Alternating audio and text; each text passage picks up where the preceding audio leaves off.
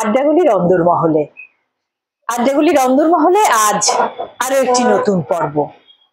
আর আজকের পর্ব শিলিগুড়ি শহর নয়, জলপাইগুড়ি শহর। কারণ আমাদের তো কোনো নির্দিষ্ট স্টুডিও নেই, আমাদের বলতে আড্ডাগুলির অন্দরমহলে। আর আমাদের এই যা ঘটনাগুলো ঘটে তার কোনো সম্পাদনাও হয় না, একেবারে যা ঘটছে যা ঘটেছে সবটাই একেবারে অসম্পাদিত। তো আজ জল শহরে, আমাদের পার্শ্ববর্তী শহরে এসে গেছি। আর আজকের অতিথি আমাদের অত্যন্ত প্রিয় কবি সমর রায়চৌধুরী। নমস্কার সমরদা, আমাদের এই আড্ডাগুলির অন্দরমহলে আপনাকে স্বাগত জানাচ্ছি। ধন্যবাদ, অনেক ধন্যবাদ। আড্ডাগুলির অন্দরমহলে আপনার কখনো শোনা হয়নি, মানে আমাদের শোনানো হয়নি, এটা আমারই অক্ষমতা। তবুও আজকে আমরা পেয়ে ভীষণভাবে আনন্দিত। শুনবো তার পত্রিকা ক্রুসেডের একটা বড় একটা জার্নি রয়েছে। সেই ক্রুসেডের আগুন দীর্ঘ অনেক বছর ধরে থাকা, এবং পাশাপাশি সমর রায়চৌধুরীর লেখা শুরু থেকে কিরকম ভাবে শুরু হয়েছিল গোটাটাই শুনবো। যতদূর জানি লেখা শুরুর সময়টা এই জলপাইগুড়ি জেলা ছিল না, সেই জায়গাটা একটু সমরদা আমাদের দর্শকদের জন্য, শুরুটা কিভাবে, কখন, কোন মানসিকতা থেকে? আসলে লেখা লিখবো এটা আমার কোনদিন মনে মানে আসেনি যে আমাকে লিখতে হবে। কিন্তু ওই আর কি, যখন আমি জলপাইগুড়ি থেকে হায়ার সেকেন্ডারি পাশ করে কলকাতায় পড়তে গেলাম, আশিস কলেজে পড়াশোনা করেছি এখানে আমি। ষাটের দশকে, 1970 একদম 70-এর প্রারম্ভেই। তো সেই সময় আমি কলেজে ক্লাস করতে গিয়ে দেখলাম যে আমাদের ক্লাসরুমের বাইরে একটা হ্যান্ডবিল লাগানো আছে যে যারা নতুন লেখক, কবিতা গদ্য সমস্ত লেখেন, তারা আমাদের কাগজে নিম্নলিখিত ঠিকানায় লেখা পাঠান। তো তখন আমি তো লিখছিলাম ঠিক না, কিন্তু তার আগে আমি হায়ার সেকেন্ডারি পরীক্ষা দেওয়ার পর বাড়িতে বসে বসেই মনের নানা রকম কথাবার্তা লিখে রাখতাম। আচ্ছা। তো ঘটনাক্রমে সেগুলো আমার দিদি সে নজরে আসে। দিদি নজরে আসার পর দিদি বলল, তুই তো এই লেখাগুলো ভালো লিখছিস, সেগুলো তো বেশ একটা ভাব আছে, তুই লিখতেই পারিস। আচ্ছা, এইটুকুই ছিল, আর মনে হচ্ছে ছিল না। তো যখন কলকাতায় গিয়ে আমি ওই সমস্ত দেখলাম বিজ্ঞাপনটা, তখন মনে হলো যে কলকাতায় দিদিদের কথা, বাড়ির কথা, সবার কথা মনে পড়ছে, ওগুলো লিখে রাখতাম। তো ওই লেখাগুলো আমি পাঠিয়ে দিয়েছিলাম ওই ঠিকানায়। মানে সরাসরি তো ভালো লাগছে না তা তো নয়, কবিতার ভাষায়। হ্যাঁ, যাই হোক। তো তখন পাঠিয়ে দেওয়ার পর ভুলেও গেছি, কতদিন হয়ে গেছে, মাসখানেক, বছরখানেকের মাথায় প্রায়, তখন হঠাৎ দেখি আমার বাড়িতে ওই পত্রিকাটা এলো, দেখি সেখানে আমার ওই কবিতাটা বেরিয়েছে। প্রথম নিজের নাম ছাপার অক্ষরে দেখা। বয়সটাও কম। পত্রিকাটির নাম কি ছিল? তরঙ্গ, কাগজটার নাম ছিল তরঙ্গ। তার মানে তরঙ্গ কবি সমর রায়চৌধুরীর জীবনে একটা স্মরণীয় পত্রিকা, প্রথম ছাপার অক্ষরে কবির নিজের নাম দেখা এবং লেখা, সেটা একটা দারুণ একটা অভিজ্ঞতা, নিঃসন্দেহে তাই, একটা অনুভূতি। তো তারপরে যথারীতি হাজরা মোড় থেকে বিভিন্ন লিটল ম্যাগাজিনের স্টল, লিটল ম্যাগাজিন তো বলা ঠিক না, কাগজের যে স্টল গুলো ফুটপাতে বসে থাকতো চট খেতে, তাদের লেখাতে পত্রিকার ঘেটে ঘেটে বিভিন্ন লিটল ম্যাগাজিনের ঠিকানা জয় করি এবং একটা প্রায় পাঠাতে থাকি বিভিন্ন জায়গাতে। কালক্রমে কখনো কখনো করে একটা কাগজ থেকে হয়তো একটা লেখা ছাপা হয়ে বেরিয়ে আসতেও পেতেও আসে না। তো কোন একটি পত্রিকা থেকে একবার আমাকে আহ্বান করা হয় যে আমরা এরকম, আপনি আমাদের আড্ডায় আসুন, আমরা রবিবার করে এখানে বসি, বসুশ্রী কফি হাউসে বলছিল, সেখানে আমাকে যাওয়ার জন্য আমন্ত্রণ জানায়। তা আমি গেলাম সেখানে, গিয়ে সেখানে ধীমান দাশগুপ্ত ওরা পাঞ্চরণ্য নামের কাগজ করতো। পাঞ্চরণ্য কাগজে যখন অনেক কবিতা ছাপা হতে থাকে, তারপরে আমার কবিতাও ছাপা হয়েছিল। তারপরে অন্য অন্য যারা লিখতো সেখানে তারপরে মনে পড়ে বিতোষক ভট্টাচার্য লিখতেন, বিমান দাশগুপ্ত তো ছিলেন, কাজল বিহারী চক্রবর্তী, কানন চক্রবর্তী, তারপরে তারপরে ছিল আরো বীরেন্দ্র চট্টোপাধ্যায়। আচ্ছা। তো সেই সময় বেশ কিছু আড্ডা দেওয়ার পরে ওরা একদিন বললো চলো এখানে আমাদের বীরেন্দ্র চট্টোপাধ্যায়ের বাড়িতে কবি সম্মেলন কবিতা পাঠে আসর হবে, তোমাকে কবিতা বলতে হবে। ঠিক আছে যাবো। তো সেটা আমাদের বাড়ির খুব কাছেই, ত্যাগরাজ হল, ওখানে কারোর কাছে বাড়ি ছিল বীরেন্দ্র চট্টোপাধ্যায়। তার বাড়ি দেখলাম সেই প্রথম বীরেন্দ্র চট্টোপাধ্যায়ের সান্নিধ্যে আসা এবং তার সামনে কবিতা পড়া, এবং প্রশংসিত হয় বেশ ভালোই বলেন, তিনি ভালোই বলেন। বলার পরে তারপরে আস্তে আস্তে অনেক সময় পার হয়ে যাওয়ার পরে তারপরে এক সময় জলপাইগুড়িতে আমি সরকারি চাকরি নিয়ে চলে আসি। আচ্ছা। জলপাইগুড়িতে আসার পরে 1976 সালটা হবে সে সময়। আচ্ছা আচ্ছা, মানে ওখানে পড়াশোনার পাঠ শেষ হয়ে গেছে, এবার কর্মক্ষেত্রে প্রবেশ। তখন এখানে বামফ্রন্ট সরকার ক্ষমতা আসে 1977 সালে, এবং কাগজে একটা বিজ্ঞাপন দেয় তথ্য সংস্কৃতি দপ্তর থেকে যে তারা নতুন লেখকদের কবিতা এবং পাণ্ডুলিপি তারা চাইছেন প্রকাশ করার জন্য, এবং তারা কিছু সরকারি অনুদান দেবেন, তাদের তরফ থেকে তারা প্রকাশ করবেন, এটা বলেন। তো কিছু না ভেবে আমি খুব যোগাযোগ যন্ত্র করে তিন ফর্মার মতো প্রায় এটাই আর কি, 48 পৃষ্ঠা 48 করতে। হ্যাঁ, এই তো কাগজটি আমি বইটি একটি পাণ্ডুলিপি তৈরি করি। ও, এটা প্রথম বই? এটা প্রথম বই। হ্যাঁ, কবি সমর রায়চৌধুরীর প্রথম বই, তার ইতিহাসটা বলা হচ্ছে, কিভাবে এটা প্রকাশ পেয়েছিল।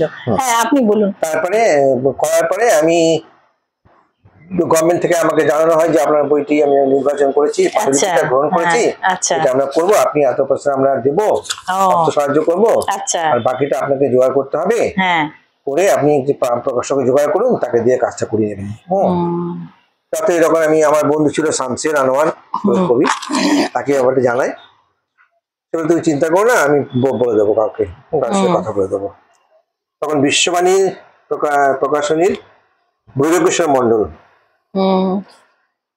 তার সাথে সে আমার আলাপ করিয়ে দেয়। আমি ব্রজদাকে আমি বলি, ব্রজকিশোর মন্ডলকে, তিনি বলে আমার চিন্তা করতে পারেন, আমি করে দেবো কাজ সব। তো উনি সব করে দেন এবং বইটি প্রকাশ পায়। আচ্ছা, সেই প্রথম বই আমার প্রকাশ পেল। তারপর থেকে আস্তে আস্তে অনেকের সাথে যোগাযোগ হয় বিভিন্ন সময়।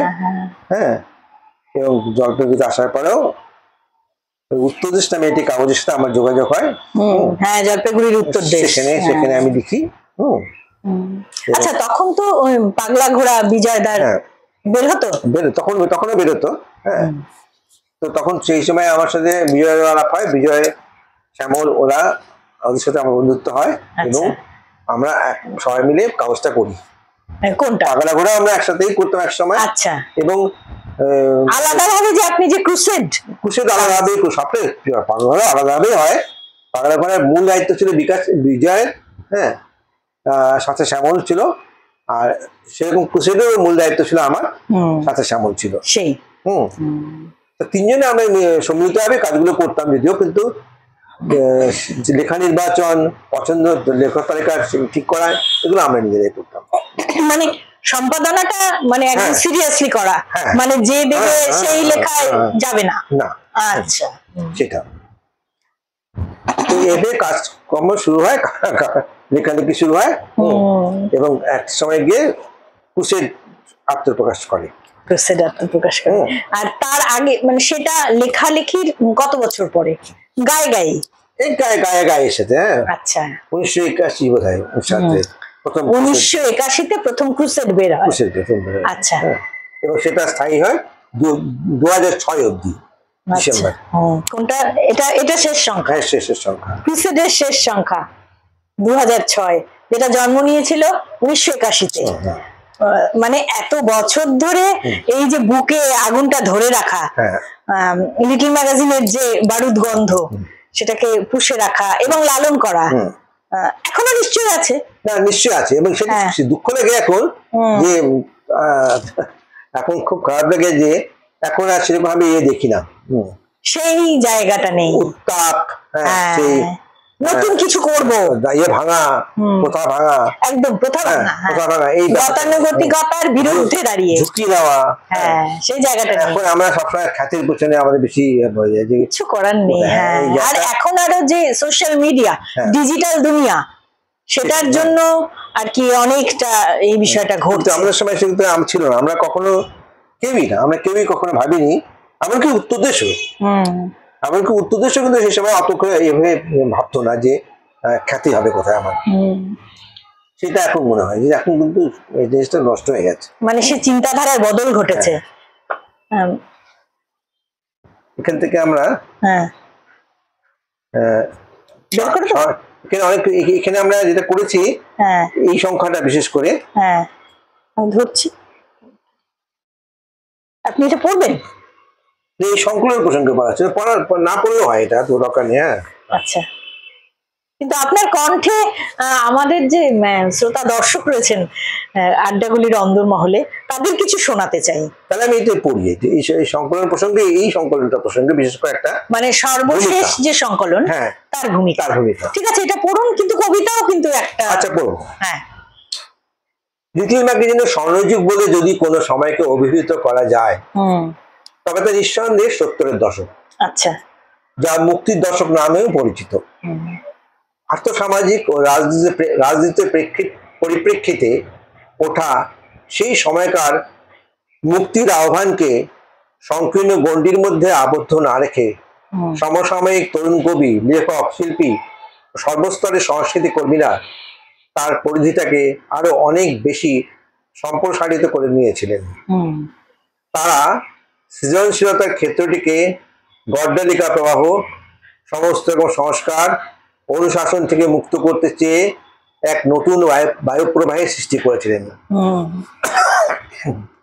মনীষী মূর্তি ভাঙার সেই উত্তাল দিনগুলিতে প্রথিতযশা ও বহুল প্রচারিত অগ্রজ কবি ও লেখক শিল্পীদের প্রবর্তিত গল্প কবিতার যে পরিচিত বিগ্রহ বা মূর্তি জনরুচি বা জনমানসে কালা পাহাড়ের মতো চেপে বসেছিল,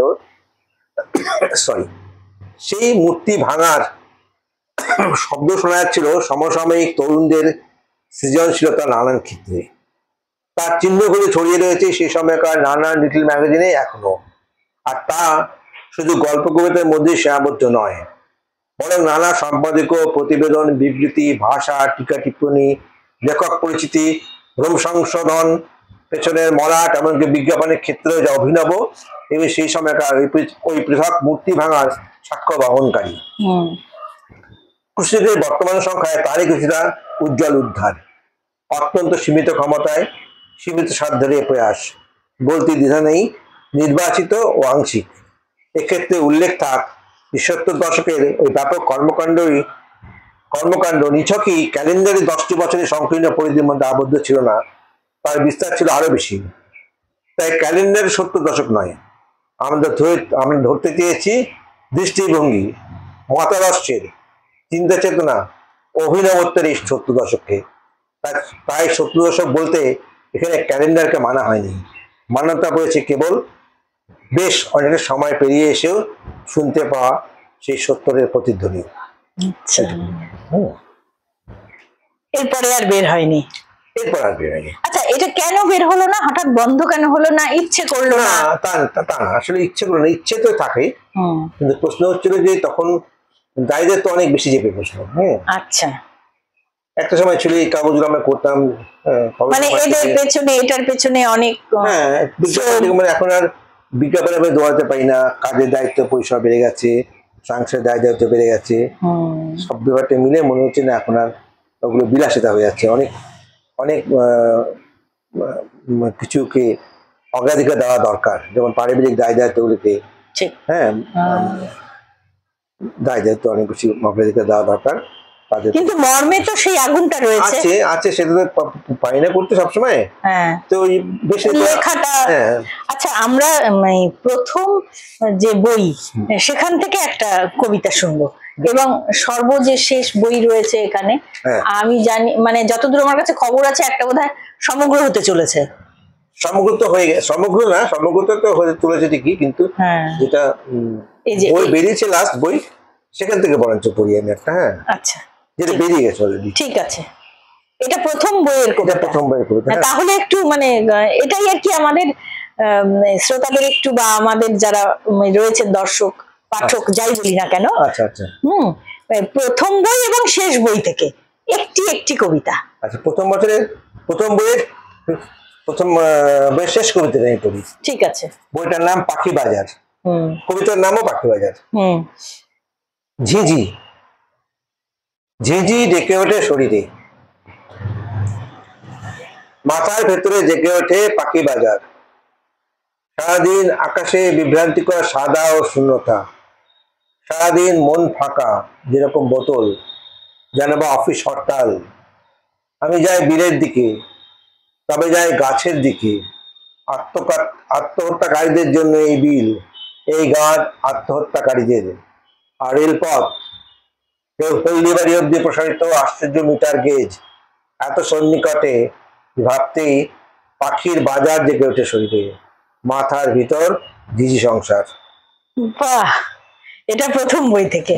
আর সবশেষ বই কোনটি? মানে শেষ দিককার হলেও হবে। শূন্য শূন্য নামে একটা বই ছিল,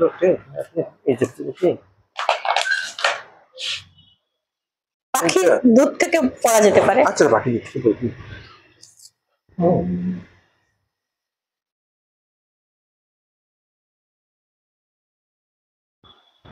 পাখির দুধ বইটি, সেটাও একটি গুরুত্বপূর্ণ বই।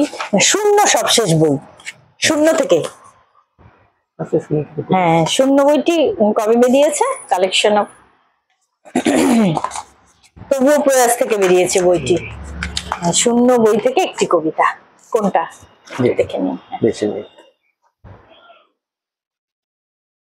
মানে প্রথম বই পাখি বাজার, আর একেবারে পরিণত বয়সের বই শূন্য।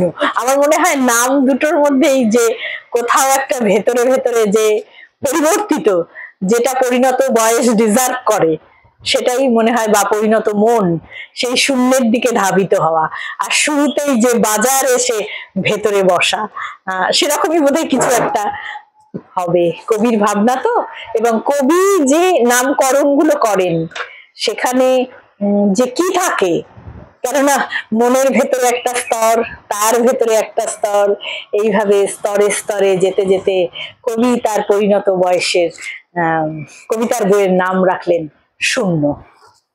বুঝেছেন? পড়ুন একটা।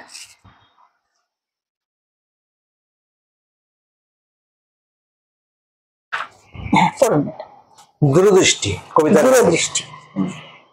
আগ্রায় তাজমহল আর জলপাইগুড়িতে আমি। দূর জলপাইগুড়ি থেকে নির্নিমেষে তাজমহলকে আমি, আর সুদূর আগ্রা থেকে তাজমহল আমাকে নিষ্পলক লক্ষ্য করে। এভাবে একে অপরকে দেখে যেতে থাকি যুগ যুগান্ত ধরে। কবে যে আমরা মিলিত হব, কবে যে একসাথে সেলফি তুলবো নিজেদের দেরাদুনে গিয়ে। বলো, দেরাদুন কি দেরাদুন ছাড়া অন্য কোথাও হতে পারে না? স্বপ্ন ধুধু করে, মন ওড়ে, সারাক্ষণ মন ওড়ে।